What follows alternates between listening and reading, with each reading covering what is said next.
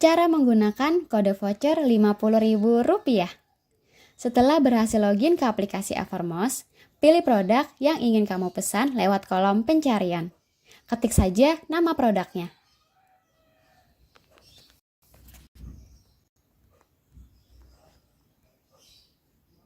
Setelah itu, klik produk tersebut, kemudian pilih variannya.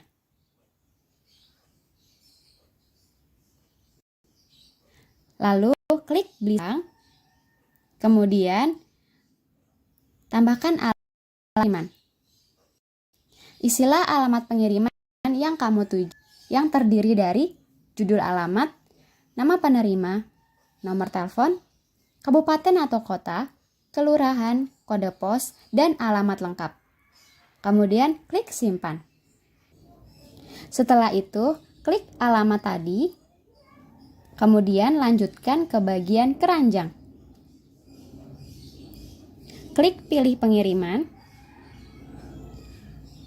Lalu, untuk kode voucher Rp50.000-nya, masukkan di kolom kode promo.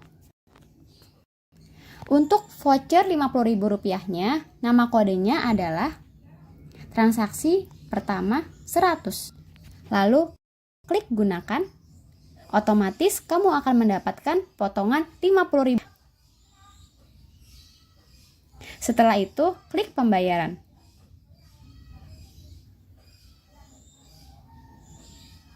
Pilihlah metode pembayaran yang ingin kamu pilih. Misal kamu ingin pilih transfer bank, klik transfer bank. Lalu klik bank. Setelah itu, klik selesai. Salinlah kode pembayaran, kemudian langsung bayarkan. Untuk durasi waktu pembayaran kode voucher, yaitu selama 2 jam 59 menit. Apabila kamu membayar lebih dari waktu tersebut, maka otomatis kode voucher kamu akan hangus. Oleh karena itu, pilihlah produk yang sudah pasti ingin kamu pesan ya.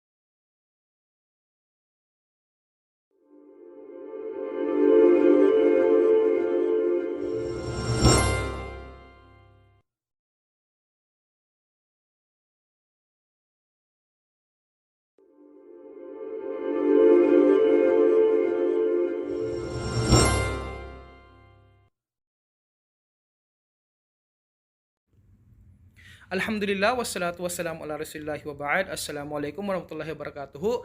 Selamat sore semuanya. Good afternoon to everyone. Magandang tanghali sa inyo lahat. Welcome to Asia Education. Alhamdulillah, wassalatu wassalamu ala rasulillahi wa ba'd. Assalamualaikum warahmatullahi wabarakatuh. Selamat sore semuanya. Good afternoon to everyone. Magandang tanghali sa inyo lahat. Welcome to Asia Education Project 2021. So let me introduce myself. My name is Saprolo Roli Calidiporos. I am a licensed professional teacher in the Philippines, and I'm also a PhD candidate majoring in educational administration. I am working, of course, in Wisdom Islamic School in Davao City, Philippines since 2016 up to present. I studied in several universities in Southeast Asia, in Indonesia, from UNY to UMS, and then UPI for my Mahasiswa and PhD. I also studied a short course in Kuala Lumpur, Malaysia in IPG KBA. I also had a short course in University of Brunei Darussalam, and I also finished my bachelor's degree in University of Southeastern Philippines, taking a Bachelor of Elementary Education major in Arabic language and Islamic education.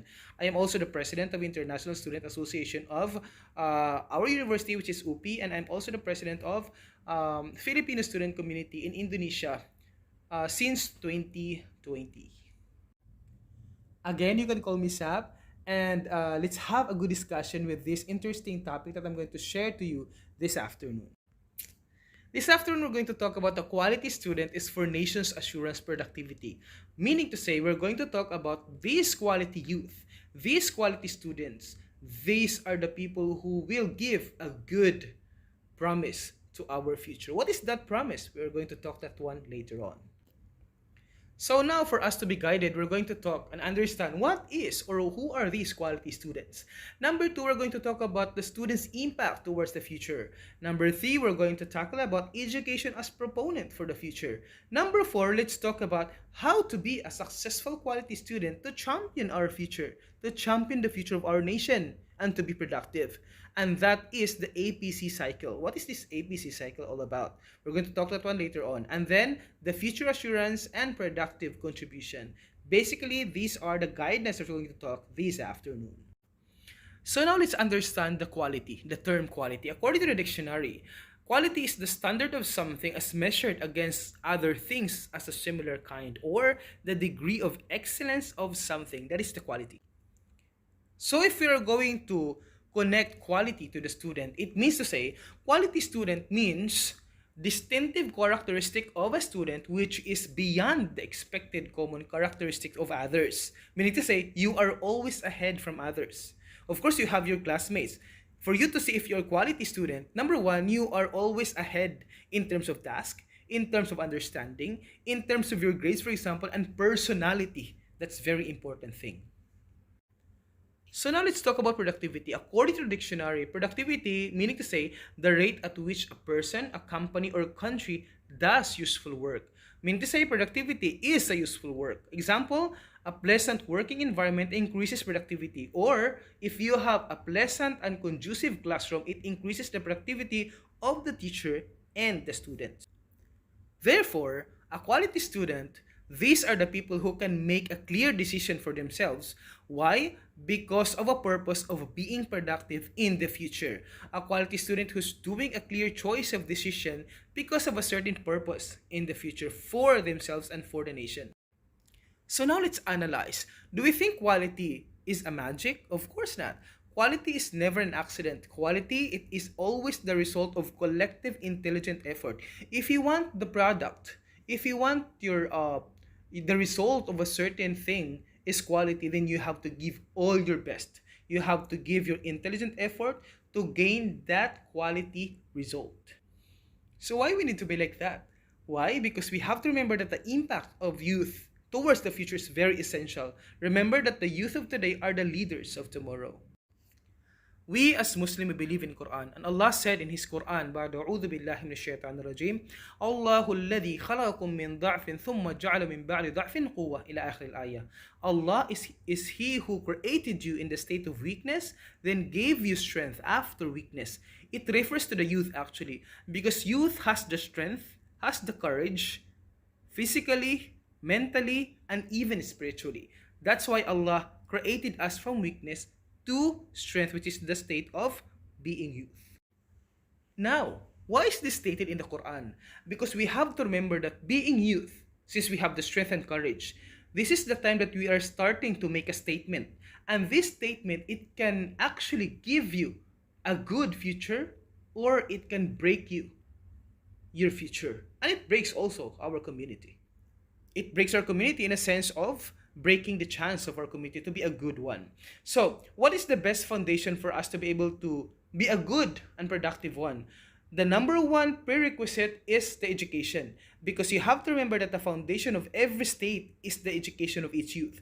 If the youth are educated, then the future has a good chance to be a good one.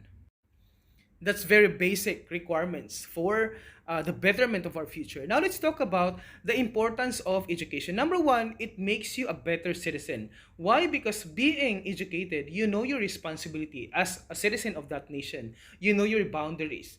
And from that, it makes you a better citizen of your country. Number two, it brings confidence. Of course, you know how to socialize, you know how to, interact with other people, and of course, influence other people because of your intelligence. And from that, that intelligence came from your education.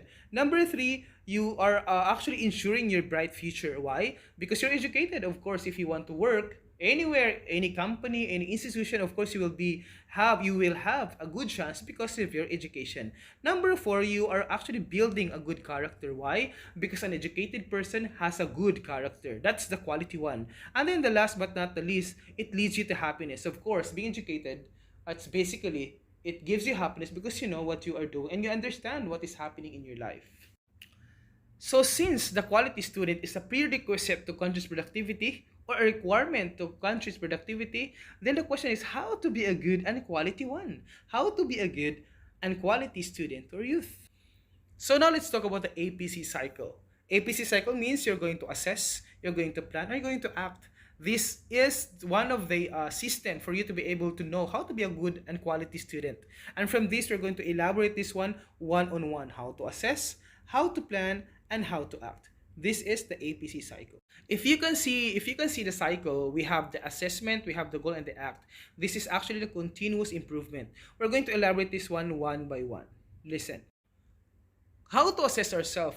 Number one, you're going to ask yourself, what is my goal? And from that particular goal, you're going to ask yourself again, where am I now? Only you who can answer that one. That is the process on how to assess ourselves. Of course, we have different answers from different assessment. Now, how to plan? Number one, how to get there and what are the things to be done. These are the system that you're going to ask yourself in planning. What are the things to be done? And then after that one, how to get there. Then you have to ask yourself and get an answer from that particular question. Of course, we have different assessment and we have different plan. From this particular, cycle, from assessment and plan, you're going to look at yourself now. And you have to initiate because we have different track in our life. So you have to initiate, make that plan, make that assessment and plan into action. Basically, set in motion to start an activity, bring it into being. Whatever comes to your mind, do it. And while you are doing it, you have to think for that one. So basically, from this APC cycle, you are assessing, you are planning, and you are actually acting. It should be a continuous process or continuous improvement. After you assess yourself, you're going to plan, which is you are actually targeting your goal, and then you're going to act. Don't, put that, thought in your mind. You have to act for that one. And while you're acting, you have to think for that action also. And from that, we're going to talk about assurance. According to the dictionary, assurance means a positive declaration intended to give confidence. Assurance means it is a promise, a confidence or certainty in one's own abilities. So basically, assurance equals a promise. So now let's go back to a quality student. Remember that a quality student, they know how to make a clear decision for themselves. Why? They are making decisions for themselves because they want to be a productive person in the future. They have the purpose because this purpose actually transform into a promise. A quality student who's doing a clear choice of decision making because of a certain purpose in the future. They are assuring themselves because they want to reassure others. As what I've said, reassuring others, you have to assure first yourself. According to Gary Willis, self-assurance reassures others. Remember that assurance is two-thirds of success. So learn and gain self-assurance to reassure others. Then how to assure ourselves? Very simple. You have to finish your study, you have to build your confidence, and building your confidence is building your personality. You have to make yourself a productive one. You have to make yourself a quality one, because a quality student is actually a requirement to be a good person in the future. Then why we need to be like that? We need to be like that because we are assuring ourselves. And assuring ourselves, reassuring others. You have to remember that this world, your community, your nation needs assurance. That is a promise. So basically, you have to promise yourself to be a good and a quality student. To be a quality student and youth, you have to finish your study, you have to develop your personality, you have to learn how to be a professional, a developed person in terms of professionalism. And then from that particular matter, you are assuring yourselves because you are reassuring your community and your family towards your nation.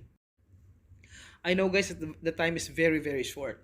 And I really want actually to emphasize that even though our time is very short, I hope that I imparted the knowledge that I want to give you, even though in a very limited time. I hope that you understand me. I hope that this presentation is very comprehensive. You have to remember that we need to be a quality student. We need to be a quality youth because our future relies on us. We have to remember that youth is for tomorrow. And tomorrow is not actually tomorrow because tomorrow is today. So this has been Sap. Thank you so much for listening. I hope it makes you and motivates you to be a very good and productive person in the future. Wassalamualaikum warahmatullahi wabarakatuh and good day to everyone.